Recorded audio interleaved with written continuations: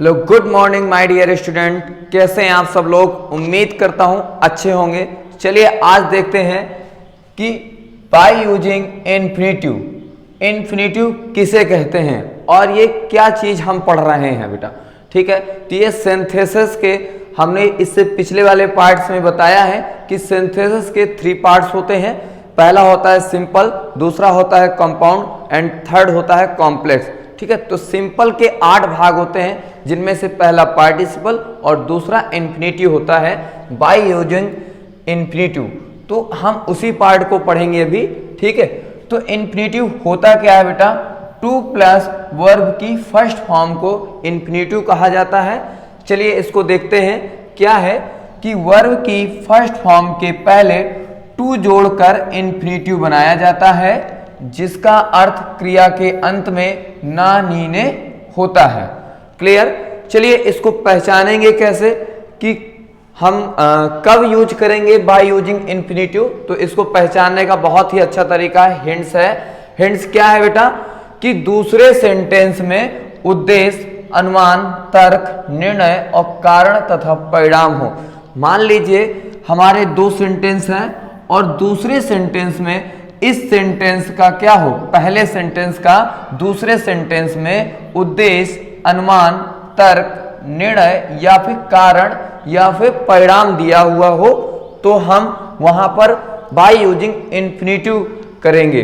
ठीक है बेटा, इन्फिनेटिव का प्रयोग करेंगे। चलिए इसे एग्जाम्पल के तहत समझते हैं बेटा। चलिए एग्जाम्पल देखते हैं। एग्जाम्पल क्या है कि he took a knife, he wanted to kill the hen. ठीक है, वह नाइफ क्यों लेना चाहता है? क्यों लेना चाहता है बेटा?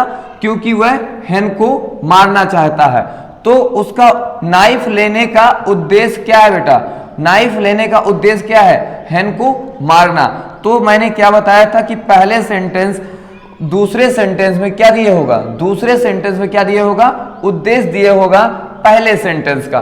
तो पहले सेंटेंस में वह नाइफ लेना चाहता है और दूसरे में उसका उद्देश्य दिए है कि वह मुर्गी को मारना चाहता है।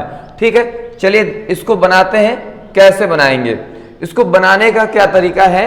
पहले सेंटेंस को हम पूरी तरीके से लिख देते हैं और जहां ये इन्फिनेटिव शुरू होता है अर्थात मेन वर्ब से टू लगा करके हम जोड़ देते हैं। तो मेन वर्ब से अंत तक जोड़ देंगे। ठीक है, तो क्या सेंटेंस बन जाएगा?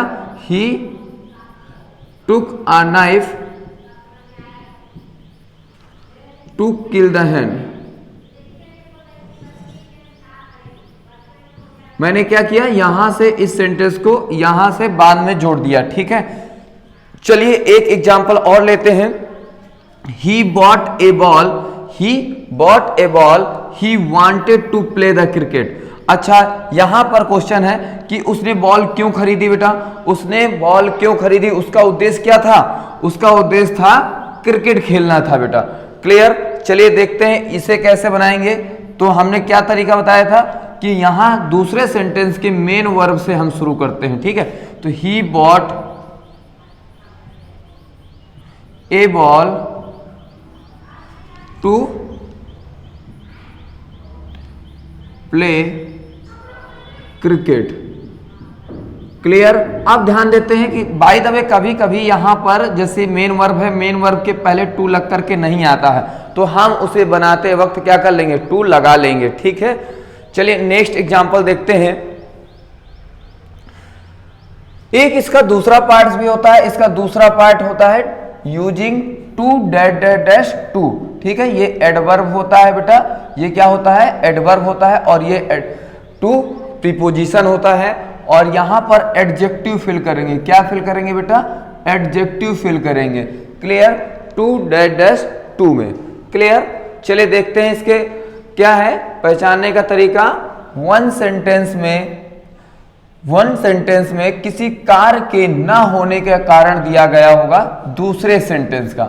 I mean, 2 सेंटेंस दिए होंगे और एक सेंटेंस में कार्य ना होने का कारण दिया होगा। ठीक है, तो चलिए इसका एग्जाम्पल ही समझते हैं डायरेक्ट। क्या है एग्जाम्पल? है he is very fat, he can't run. आप देखो वह दौड़ नहीं सका। क्यों नहीं सका? क्योंकि वह मोटा है। तो दूसरे सेंटेंस का जो कारण है इसमें दिए हुए हैं, ठीक है, दूसरे सेंटेंस का कारण किसी एक सेंटेंस में दिए होगा, ठीक। तो हम इसको कैसे बनाएंगे, तो हम इस वेरी को किस में बदल देंगे, टू में, ठीक। ही इज, टू को किस में चेंज करना है, सॉरी वेरी को किस में चेंज करना है, टू में, फिर हम लिखेंगे फैट, ठीक। ये एडजेक्टिव हो गया और इसके बाद टू लगा करके, ये वाला टू लगाकर इसके पहले यहां पर एडजेक्टिव फिल करना था। तो क्या बना, he is too fat to run. यहां पर मेन वर्ब रख देंगे टू के बाद, क्लियर, दूसरे सेंटेंस का। चलिए एक और एग्जांपल देख लेते हैं। ही is very weak, he can't walk, क्या बनने वाला है, सॉरी ही नहीं था, यहां पर राम था, तो राम इज, वेरी को किस में चेंज करना है, टू में, और वीक को लिखे रहने देना है वीक, और इसको टू लगाकर ये वाला वॉक, क्लियर। क्या बन गया, Ram is too weak to walk. चलिए एक और एग्जांपल देखते हैं। अब इसमें क्या है, मिक्स एग्जांपल है बेटा, सभी जो मैंने पहले वाला रूल बताया था कि टू से किस प्रकार ऐड करेंगे, और यहां जो हमने सेकेंड वाला रूल बताया टू डैश डैश टू वाला, ठीक है। तो इसमें देखते हैं कौन सा रूल लग रहा है। I had no money, I couldn't give anybody, मेरे पास पैसा नहीं है और मैं किसी को नहीं दे सकता हूं। तो क्या बनने वाला है ये, आई हैड, देखो यहां पर वेरी वगैरह तो आया नहीं कि जिसको मैं डबल टू में बदलूंगा, ठीक है। तो आई हैड नो मनी, अब यहां से क्या मेन वर्ब से जुड़ जाएगा टू लगा करके, तो टू गिव एनीबडी। चलिए नेक्स्ट एग्जांपल देखते हैं। He has three sons, he has three sons, he has to educated them. तो क्या बनने वाला है, ही हैज, आपको गेस हो गया होगा, he has three sons to educate them.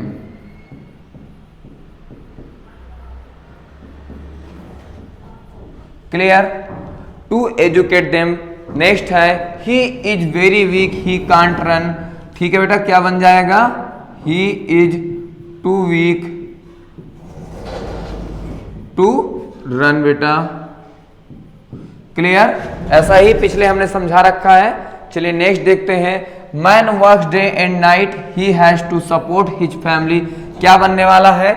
चलिए हम स्पीड से बताते हैं आप लोगों को कि man works day and night, और यहां से हमको ऐड करना होता है टू सपोर्ट हिज फैमिली।